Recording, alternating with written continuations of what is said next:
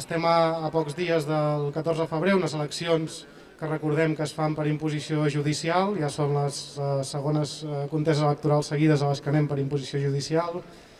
però que tot i així hem decidit ser-hi presents perquè creiem que el desgovern dels darrers 3 anys no pot seguir i creiem que en un moment d'emergència sanitària, de crisi sanitària, de crisi social, és necessari fer un pas endavant, és necessari avançar en aquest desgovern, és necessari que hi hagi un nou cicle per guanyar. Què vol dir un nou cicle per guanyar? Bàsicament 3 qüestions fonamentals. La primera, quan hi som, quan la unitat popular té força, passen coses i avancem social i nacionalment.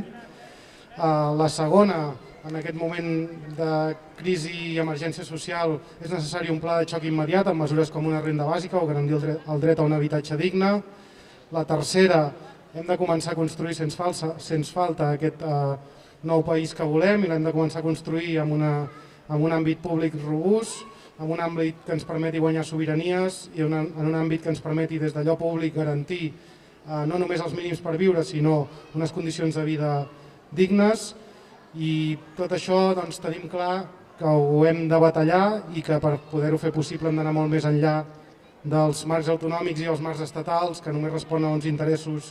d'unes minories de l'IBEX 35, d'unes famílies adinerades que ja venen del franquisme i que no ens reglaran res si no ho lluitem. Per això és necessari avançar també cap a la ruptura democràtica, cap a la independència i plantejar en els propers mandats, en els propers anys, un nou pols a l'Estat i aquest cop, com va ser l'1 d'octubre o el 3 d'octubre del 2017, aconseguir portar-lo fins a les últimes conseqüències.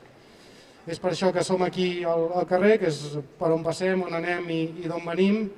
i que tot i així sabem que amb unes institucions al costat de la gent podrem aconseguir anar molt més enllà. Així que moltes gràcies, visca Terrassa i endavant amb la lluita.